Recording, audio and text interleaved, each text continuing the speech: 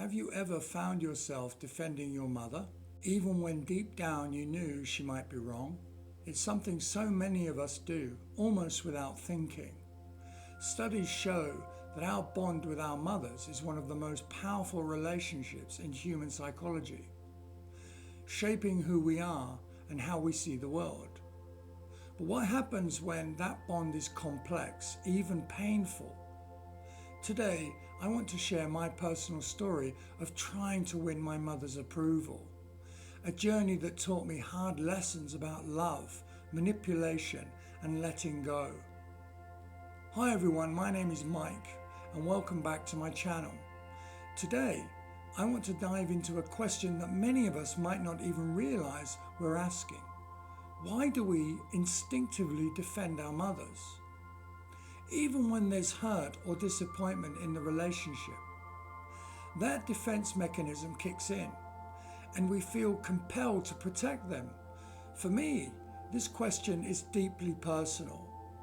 My relationship with my mother was complicated, to say the least, and yet I spent years trying to earn her love and approval. I want to share one moment from my childhood that captures this struggle and the lessons I've learned since. Growing up, I always wanted to be close to my mother. I forgave her, made excuses for her behavior, and tried everything to win her affection. But no matter what I did, it always felt just out of reach. What I didn't realize at the time was how manipulation and emotional distance played into our dynamic. There was one incident that stayed with me. I was in a cooking class at school and we made cupcakes. For a little kid, this wasn't just baking, this was art. I poured my heart into that cupcake, carefully decorating it and thinking about how proud my mum would be when I brought it home. When the class ended, we were all allowed to take these cupcakes home. So I took one cupcake home with me. I packed mine so carefully, holding it with both hands, and I couldn't stop smiling the entire way back home. When I got home, my mother was in the kitchen. I walked in, beaming with excitement, and handed her the cupcake.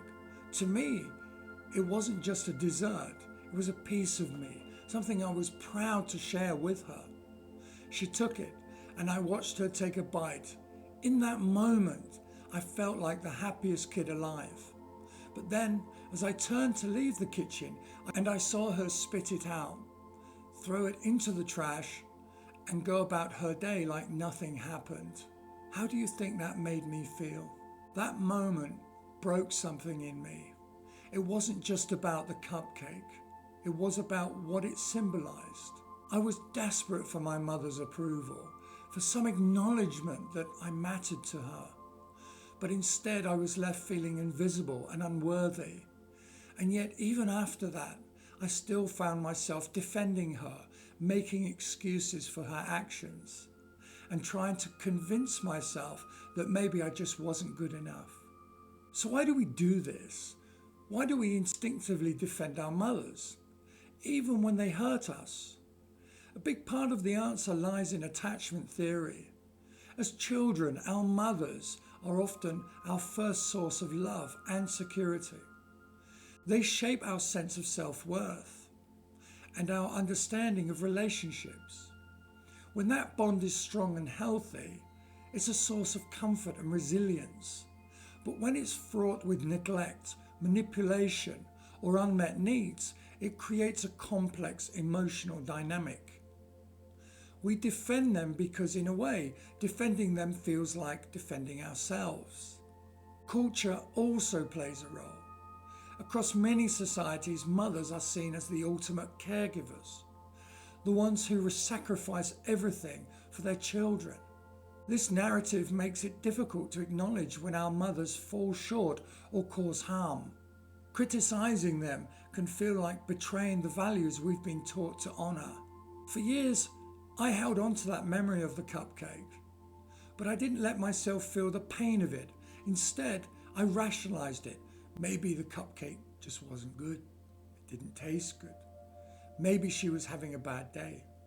Maybe I shouldn't have expected so much.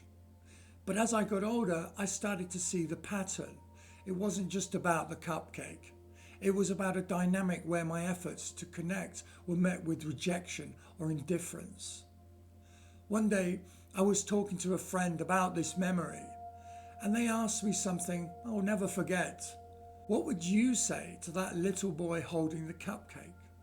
That question stopped me in my tracks, because the truth is, I would tell him that he deserved love and acknowledgement, not because of the cake, but because of who he was. That realization was a turning point for me. It made me see that defending my mother wasn't about protecting her. It was about protecting the hope that she could be the mother I needed. And while that hope kept me going as a child, it wasn't serving me anymore as an adult.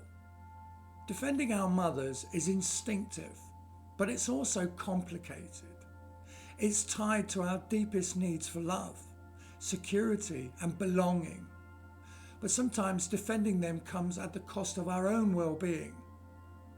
For me, letting go of that instinct didn't mean I stopped caring about my mother. It meant I started caring about myself. The cupcake moment will always be a part of my story, but it no longer defines how I see myself. Instead, it reminds me of how far I've come, from seeking approval to finding my own sense of worth. Have you ever found yourself defending your mother, even when it didn't feel right? I'd love to hear your stories in the comments below. Let's start a conversation about the complex relationships we have with our mothers and how we can navigate them with compassion for them and for ourselves. If this video resonated with you, please like and subscribe, and check out my playlist on family dynamics and personal growth. Together, we can break the silence, share our truths, and support each other on this journey.